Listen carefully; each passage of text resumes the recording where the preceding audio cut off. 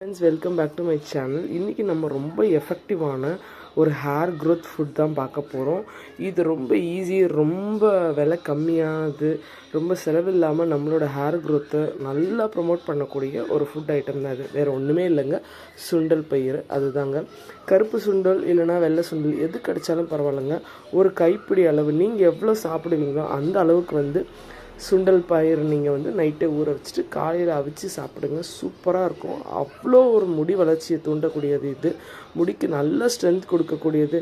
இதில் ஃபேட்டோ இல்லைனா என்ன சொல்கிறது, நம்மளுடைய ரத்தங்களுக்கு தேவையான எல்லா ஸ்ட்ரென்த்து, எல்லா சத்துமே இதில் இருக்குது. தேவையில்லாத கொழுப்பு சத்து இல்லாத ஒரு விஷயம். நல்ல ஒரு ஸ்ட்ரென்த்தன் கொடுக்கக்கூடியது பாடிக்கும் ஸ்கின்னுக்கும். அந்த காலத்துலலாம் இதெல்லாம் அவிச்சு காலையில் சாப்பிடுவாங்க.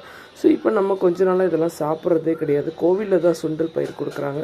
ஸோ அதனால் இதை நீங்கள் சாப்பிட ஆரம்பிங்க. எனக்கு ஹேரே வளரலை, என்னால் எதுவுமே பண்ண முடியலங்கிறவங்க அட்லீஸ்ட் இந்த மாதிரி விஷயங்களையாவது சாப்பிட ஆரம்பிங்க. ஸோ இன்றைக்கி நம்ம டே 1 இந்த மாதிரி ஹேர் க்ரோத் ப்ரமோட் பண்ணக்கூடிய ரொம்ப ஈஸியாக செலவில்லாமல் நம்ம வீட்டில் இருக்க இன்க்ரீடியன்ஸ் வச்சு நம்ம ஹேர் க்ரோத் எப்படி நல்லபடியாக கொண்டு வரலாம். ஹேர் க்ரோத் மூலமாக நம்ம எல்லோரும் நினைக்கிறோம், என்ன எப்போ பார்த்தாலும் ஹேர் கேர் ஸ்கின் கேர்னு போடுறோம் அப்படின்னு சொல்லிட்டு. அதுக்கு தேவையான சத்துக்கள் நிறைஞ்ச சாப்பாடுகளும் ஸ்ட்ரென்த்தனான சாப்பாடு சாப்பிடும் போதும் நம்மளுடைய உடம்புக்கும் நம்மளுடைய மனசுக்கும் நம்மளுடைய இம்யூனிட்டிக்கும் தேவையான எல்லா ஸ்ட்ரென்த், எல்லா சத்துக்களுமே நமக்கு கிடைக்குது.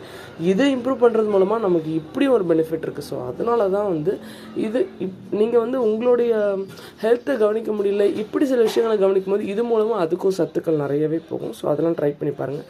So day 1 of hair growth சேலஞ்சில் நம்ம இன்றைக்கி என்ன சாப்பிட போகிறோம் அப்படின்னு பார்த்தீங்கன்னா, சுண்டல் தான் வச்சு சாப்பிட போகிறோம். நான் ஒரு கைப்பிடி அளவு சுண்டல் வச்சு சாப்பிட போகிறேன். நீங்களும் ட்ரை பண்ணி பார்த்துட்டு எப்படி இருக்குன்னு சொல்லுங்கள். மறக்காமல் சாப்பிடுங்க. சாப்பிட்ற விஷயத்தை தயவு செஞ்சு ஃபாலோ பண்ணி சாப்பிடுங்க. ஒரு நாள் சாப்பிட்டுட்டு விட்டுறாதீங்க. ஓகே ஃப்ரெண்ட்ஸ், பாய்.